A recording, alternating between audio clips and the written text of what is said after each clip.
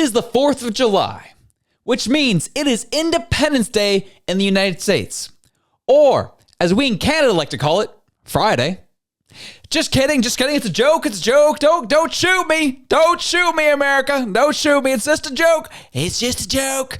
But no, congratulations on your 249th birthday, I believe it comes down to, and your independence. That is fantastic. Congratulations. Hope you enjoy your celebrations. Because, well, us here in Canada, we're very much congratulatory of this, as we are going to be flying an American flag at Ottawa City Hall today. So hope you enjoy it. Hope you have a good time. Hope you enjoy the barbecue, the burgers, the hot dogs, the fireworks, all of it. Hope you have a good time.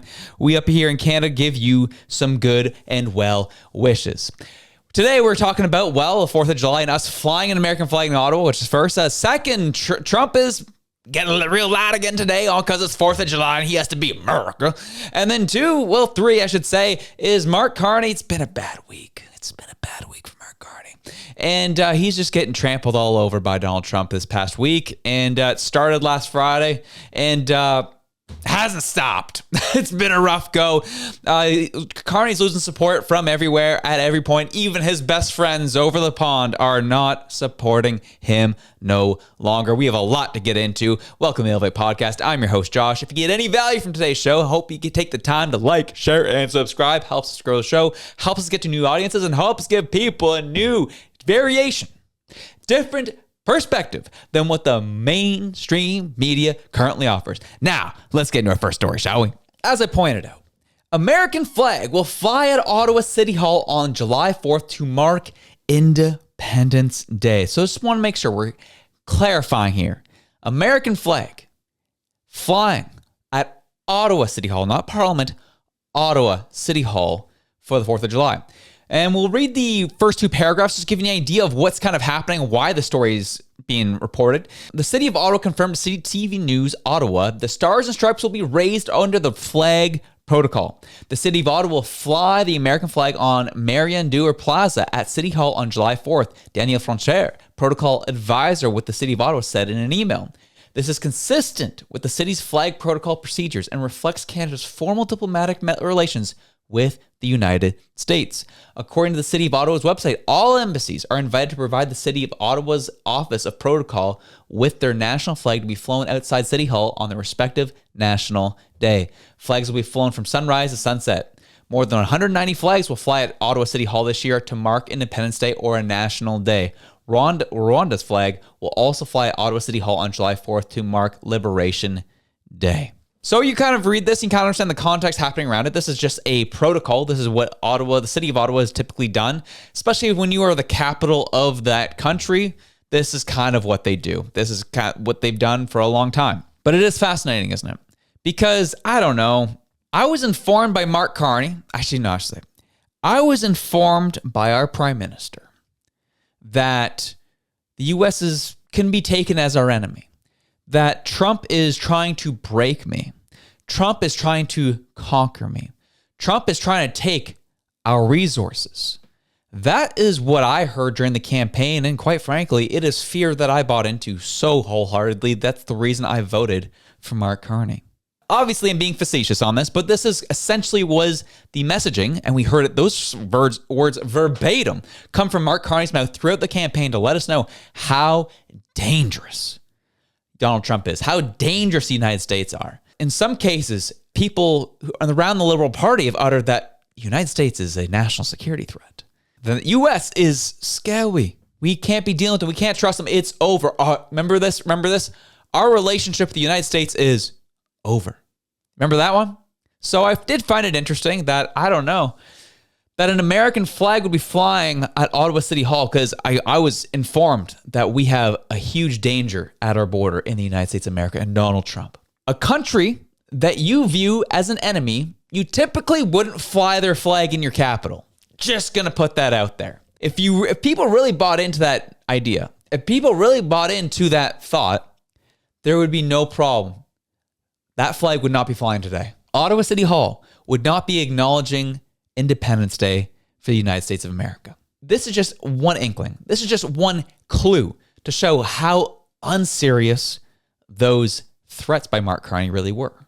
It shows you how unserious that Mark Carney campaign was in general. However, it did work. It worked for the time. It worked for what it needed. But the problem is, the more this stuff happens, the more the elbows up stuff is not so elbows up. Those people that voted for Mark Carney are going to be like, what's going on here?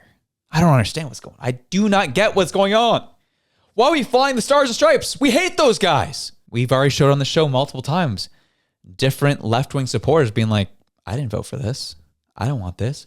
There was even posts under Rachel Gilmore's ex-posts saying, I can't listen to Rachel Gilmore anymore. She keeps being critical of Mark Carney. Can't stand it. Can't stand it. The left is eating itself over all this stuff. And we're only a couple months in, which goes to my point, is Mark Carney's not been performing very well. Many countries have managed to come to a deal with Donald Trump on tariffs and have restructured their trade deals with the U.S. One of those countries wasn't us in Canada. It wasn't us. It was several others, UK being one, China being another. China, Carney's favorite country, China, managed to get a deal with the U.S., but not Canada. No, quite frankly, our trade talks almost died last week. This time last week, they almost died because of stupid taxes and stupid policies that our current government keeps trying to enforce. It hasn't been good. The trade talks, as much as people like on both sides like to try and dress up, they're going okay. They're going all right. They're not going glowingly because, well, clearly it's taken a lot of time to even get anything going. U.S. is our number one trade partner. And you're telling me we still haven't been able to mark a deal out with them? And any time that anything has come public with these trade talks, it's looked terrible on Mark Carney. It's looked terrible on this Liberal government. And Canadians are slowly but surely losing trust in this process. And if the slow goings with these negotiations wasn't enough for you, well, Donald Trump made sure on the 4th of July to make a statement.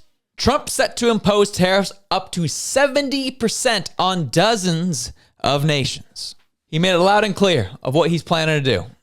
President Donald Trump set to resume tariffs of up to 70% on dozens of countries as many trade deals have not materialized. Trump said the White House would be sending out letters starting Friday to 10 countries at a time where trade deals are not yet in place, ahead of the July 9th deadline. The president didn't specify which countries in his remarks to reporters Thursday, but acknowledged it was complicated to negotiate with over 170 countries. There's a lot to do. I got a lot going on. So we're going to start sending letters out to various countries starting tomorrow, Trump told reporters at Andrews Air Force Base after returning from a rally in Iowa. They'll range in value from maybe 60 to 70% tariffs to 10 and 20% tariffs. We have more than 170 countries, and how many deals can you make? Trump added. They're very much more complicated. Trump said that 10 or 12 letters would be sent on Friday, with more going out over the next few days. Donald Trump here has made it very clear that he's done with complexity. He just wants simplicity. Let's get this straightforward and get going. And that's one of the critiques Donald Trump has had throughout this negotiation process, is he's said it to the press. I believe he made the statement at the G7, was that, yeah, Carney's solutions are just a little more complex. Mine are a little more simple. I prefer mine. Mine are a little more simple. So he's talking about here, uttering the complexities of things going on. That's not looking good on Canada's part, because he has publicly said he doesn't like Mark Carney's solutions because they're overly complex and unnecessary. So I don't know if we're going to get an additional 10 and 20% tariffs. I don't know if we're going to get another 60, 70% tariffs, because again, we don't know which countries he's talking about. Maybe Canada's not even included. Highly doubt it, but maybe they're not included. We'll see. But the problem is the fact that we still have to live in this uncertainty, the questioning of what's actually going on. What is actually happening?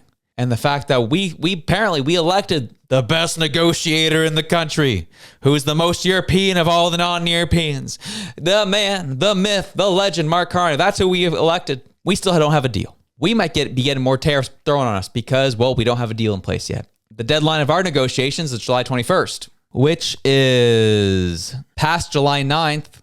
So we'll see what happens. We are a week away from that. We'll find out next week of who he's been talking about and who's getting increased tariffs on them. However, it's not looking good on Mark Carney, and it's not looking good on Canada. We'll see if they can get to a deal by the 21st of July we will see. But the fact that Carney's been capitulating, the fact that Carney's been folding, the fact that Carney's essentially been selling us out every step of the way and can't even get one concession is showing that things aren't going very well for the Canadian side on that front. Even Lloyd Axworthy had to make his voice known on this. And this man, well, he is a former labor minister, former minister of foreign affairs, and many other positions he's held in cabinet over his political career. He was a liberal, worked with Jean Chrétien. And quite frankly, listening to some of his interviews, he's not essentially the brightest guy, I would say. I really don't like a lot of his ideas. However, even someone from the old stock liberals said Carney needs to stop his bootlicking. Yikes. That's not good. Lloyd Axworthy accuses Carney of taking bootlicking approach to Donald J. Trump. Former Liberal Foreign Affairs Minister Lloyd Axworthy is accusing Prime Minister Mark Carney of taking a bootlicking approach to U.S. President Donald Trump at the expense of Canadian values. You have to be principled. You have to be tactical. You have to be pragmatic. But you also have to be tough and know what you stand for, Axworthy said in an interview with the Canadian Press. Flattery is always part of the game, but you can take it to the point where you actually become unctuous. Axworthy spoke to the Canadian Press after issuing an online broadside last Sunday against the Carney government. He wasn't pulling any punches. He's seeing what we're all seeing. That Carney is taking I hate to use the overused trope, so I'm not going to say it. However, he's taking a very, I'm just going to take it lying down approach. Not doing a whole lot. Not really stepping up for the Canadians he claimed to be fighting for. However, on Canada Day, July 1st, he had to put out numerous videos of how much he loves being Canada, how much he loves being Canadian. Just trying to, it kind of came across like he was trying to convince himself that he's Canadian. That's how it felt. That's how it came across. But this guy is getting mollywopped all up and down the street. Even liberals are saying, this guy stinks. Like, this guy stinks. He is not doing what he said he was going to be doing. Donald Trump is walking all over him, and it's not looking good. Even the likes of Lord Babcock cannot cover up how awful this has been. You remember, during the campaign, when he was trying to campaign to be leader of the Liberal Party, he talked about, well, we're just going to get rid of the carbon tax. We're going to get rid of the consumer side of the carbon tax. We're going to get rid of it. It's going to be gone. Poof. Fugazi. Out of here. However, we're going to keep the industrial side of the carbon tax because it's going to be good for our future. It's going to be good to progress into technology. It's the future. It's how we're going to move forward. It's what the EU is doing. This is the currency that the world's going to trade in, is green energy. Remember that? I'll give you a little bit of a reminder here when he sat down with CTV Atlantic with Todd Battis. Clear enough to Canadians. Then secondly, what we're going to do is make sure not that the government pays, not that we as taxpayers pay, but the large polluters pay.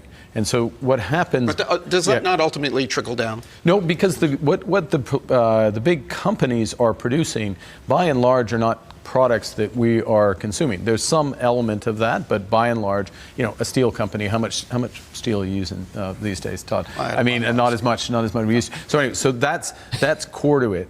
And then what happens is that those companies, they end up having a choice. That was January of this year. We are going to really go all in on the industrial side of the carbon tax, but we're going to remove the consumer side of it. He said, this is the future. This is what we're doing. He said on multiple occasions on different interviews and different outlets that this is the future and this is how the world's going to trade, is going to be in green energy. Well, yesterday, not looking good for Mr. Mark Carney, because you remember how connected he is to the European Union, how much he's trying to really force Canada a connection with the EU that isn't the United States, because US is bad. US is bad, even though we're flying their flag on City Hall in Ottawa. But the EU, to exempt industry from carbon tax exports. Why is this? EU, one of the most progressive group of nations, or at least run by the most progressive group of nations, progress being a very loose term in this case, doing a lot of heavy lifting in that statement. They have been given no other choice because of Donald Trump. The EU's heavy industry will be allowed to claim compensation for exports funded by the bloc's carbon border tax and new plans covering polluters as Brussels comes under pressure to weaken climate rules. The European Commission will propose on Wednesday that sectors such as steel, cement, and aluminum should be exempt from paying for their carbon emissions for the exports to level the playing field with foreign competitors, according to 2 EU officials involved in the talks. The proposal comes amid heated debate over the ability of the EU to meet its climate targets against the backdrop of a global trade war and rapid shift of priorities towards defense and economic competitiveness. Earlier in that interview I showed you earlier, Mark Carney said, we have a moment, we have the opportunity to leapfrog the United States. As the United States is looking inward, we're going to focus on the future. We're going to focus on green technology. If the US and what they want to do was so backwards, old school, dinosaur technology, if that was so old school, then how are they forcing everyone else to do what they're doing? They're forcing the EU to back away from a carbon tax on their industry, thing that Mark Carney's been championing for forever. Even his EU homies, his EU beauties are saying, we can't do this if we want to compete on the world stage. So what's going to happen now with Canada? Is Mark Carney get wrapped up in ideology? Is he going to be real stubborn and says, we're going to keep our carbon tax on industry here? We might end up being the only country left that has a carbon tax on their heavy industry. And that's all because of Mark Carney, baby. But if he folds on it, that brother is over, bro. He'll try to twist it and try to spin it like, oh, I heard you guys. You guys were awesome. Canada, I feel your pain. We're just getting rid of the carbon tax altogether. He'll try to twist it, but Canadians will see right through it, and this man will be folding like a cheap suit on everything at this point. He will have had folded on everything he claimed to be strong on, everything he claimed to believe in. He's going to have folded on. And that, my friends, depends your perspective. I, for one, am happy to see Carney be exposed for who he is. It's not great for our country. However, it's good for us getting progress to make sure we get adults at the table in dealing with all of this. So, enjoy your weekend. Have yourselves a good one. I'm out.